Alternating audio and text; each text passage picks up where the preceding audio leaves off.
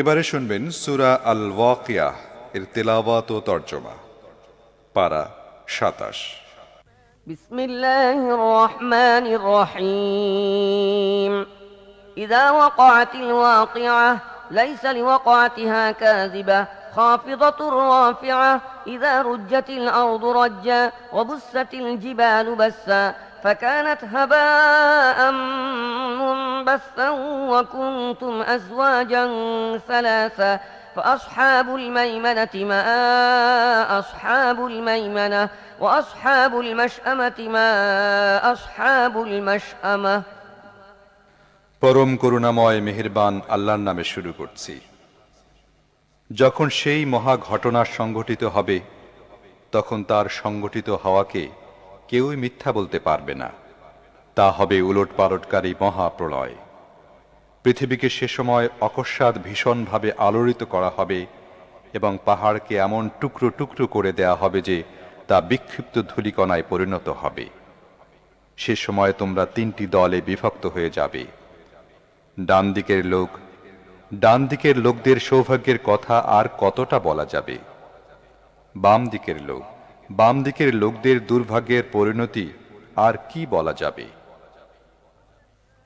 والسابقون السابقون أولئك المقربون في جنات النعيم ثلة من الأولين وقليل من الآخرين على سرر موضونة متكئين عليها متقابلين يطوف عليهم بلدان مخلدون بأكواب وأباريق وكأس من معين لا يصدعون عنها ولا ينزفون وفاكهة مما يتخيرون ولحم طير مما يشتهون।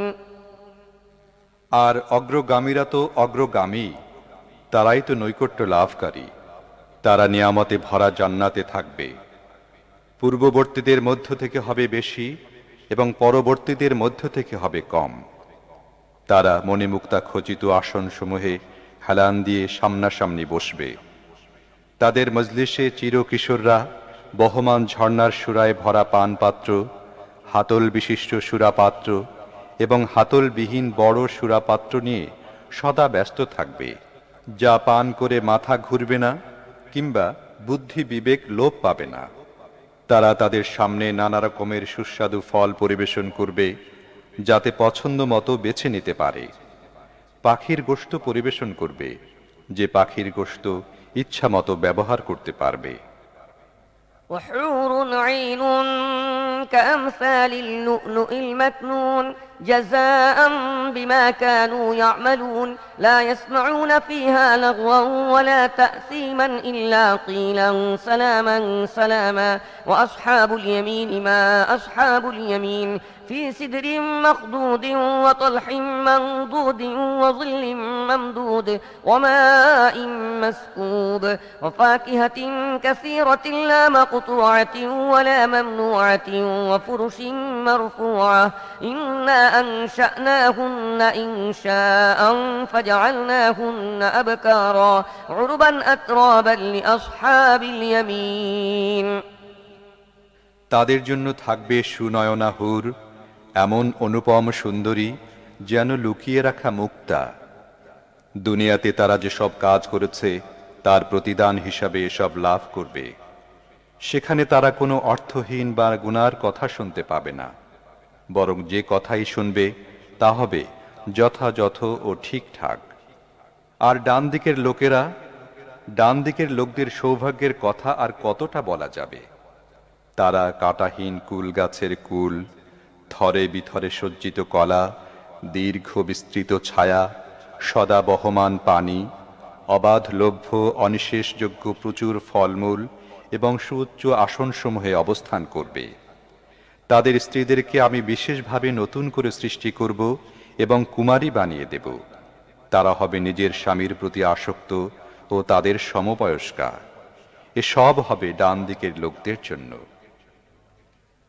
ثلة من الأولين وثلة من الآخرين وأصحاب الشمال ما أصحاب الشمال في سموم وحميم وظل من يحموم لا بارد ولا كريم إنهم كانوا قبل ذلك مترفين وكانوا يصرون على الحنث العظيم তাদের সংখ্যা পূর্ববর্তীদের মধ্য থেকেও হবে অনেক এবং পরবর্তীদের মধ্য থেকেও হবে অনেক।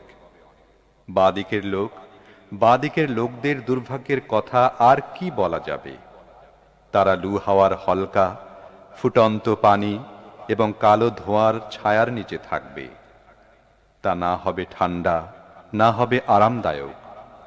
এরা সেসব লোক যারা এ পরিণতি লাভের পূর্বে সুখী ছিল এবং বারবার বড় বড় গুনাহ করত। وكانوا يقولون أئذا متنا وكنا ترابا وعظاما أئنا لمبعوثون أو آباؤنا الأولون قل إن الأولين والآخرين لمجموعون إلى ميقات يوم معلوم ثم إنكم أيها الضالون المكذبون لآكلون من شجر من زقوم فمالئون منها البطون فشاربون عليه من الحميم فشاربون شرب الهيم هذا نزلهم يوم الدين نحن خلقناكم فلولا تصدقون أفرأيتم ما تمنون أأنتم تخلقونه أم نحن الخالقون বলতো, আমরা যখন মরে মাটিতে মিশে যাব এবং নিরেট হাড্ডি অবশিষ্ট থাকব, তখন কি আমাদেরকে জীবিত করে তোলা হবে? আমাদের বাপ দাদাদেরকেও কি উঠানো হবে যারা ইতিপূর্বে অতিবাহিত হয়েছে? হে নবী, এদের বলে দাও, নিশ্চিতভাবেই পূর্ববর্তী ও পরবর্তী সময়ের সব মানুষকে একদিন অবশ্যই একত্রিত করা হবে। সেজন্য সময় নির্দিষ্ট করে রাখা হয়েছে। তারপর হে পথভ্রষ্ট ও অস্বীকারীরা, তোমাদেরকে জাক্কুম বৃক্ষজাত খাদ্য খেতে হবে। তোমরা ওই খাদ্য দিয়েই পেট পূর্ণ করবে এবং তারপরই পিপাসার্ত উটের মতো ফুটন্ত পানি পান করবে। প্রতিদান দিবসে বাঁ দিকের লোকদের আপ্যায়নের উপকরণ। আমি তোমাদের সৃষ্টি করেছি, এর পরও কেন তোমরা মানছ না? তোমরা কি কখনো ভেবে দেখেছ যে শুক্র তোমরা নিক্ষেপ করো, তা দ্বারা সন্তান সৃষ্টি তোমরা করো না তার স্রষ্টা আমি? نحن قدرنا بينكم الموت وما نحن بمسبوقين على أن نبدل أمثالكم وننشئكم فيما لا تعلمون ولقد علمتم النشأة الأولى فلولا تذكرون أفرأيتم ما تحرثون أأنتم تزرعونه أم نحن الزارعون لو نشاء لجعلناه حطاما فظلتم تفكهون إنا لمغرمون بل نحن محرومون আমি তোমাদের মধ্যে মৃত্যুকে বন্টন করেছি, তোমাদের আকার আকৃতি পাল্টে দিতে এবং তোমাদের অজানা কোনো আকার আকৃতিতে সৃষ্টি করতে আমি অক্ষম নই। নিজেদের প্রথমবার সৃষ্টি সম্পর্কে তোমরা জানো, তবু কেন শিক্ষা গ্রহণ করো না? তোমরা কি কখনো ভেবে দেখেছ যে বীজ তোমরা বপন করে থাকো, তা থেকে ফসল উৎপন্ন তোমরা করো না আমি? আমি চাইলে এসব ফসলকে দানাবিহীন ভুসি বানিয়ে দিতে পারি। তখন তোমরা নানা রকমের কথা বলতে থাকবে, বলবে আমাদেরকে তো উল্টা জরিমানা দিতে হলো, আমাদের ভাগ্যটাই মন্দ। أفرأيتم الماء الذي تشربون أأنتم أنزلتموه من المزن أم نحن المنزلون لو نشاء جعلناه أجاجا فلولا تشكرون أفرأيتم النار التي تورون أأنتم أنشأتم شجرتها أم نحن المنشئون نحن جعلناها تذكرة ومتاعا للمقوين فسبح باسم ربك তোমরা কি চোখ মিলে কখনো দেখেছ যে পানি তোমরা পান করো, মেঘ থেকে তা তোমরা বর্ষণ করো না তার বর্ষণকারী আমি? আমি চাইলে তা লবণাক্ত বানিয়ে দিতে পারি, তা সত্ত্বেও তোমরা শুকরগুজার হও না কেন?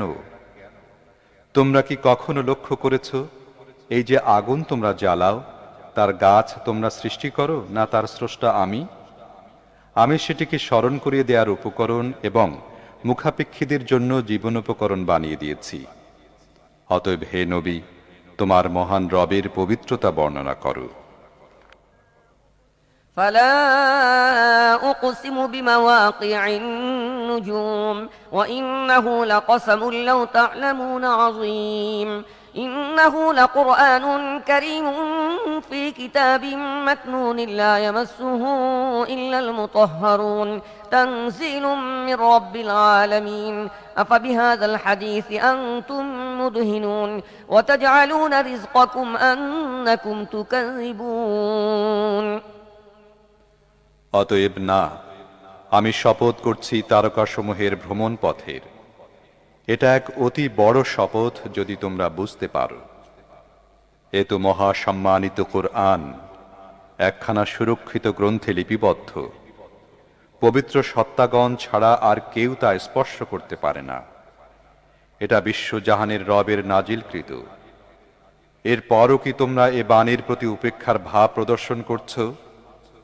এ নিয়ামতে তোমরা নিজেদের অংশ রেখেছ এই যে তোমরা তা অস্বীকার করছো।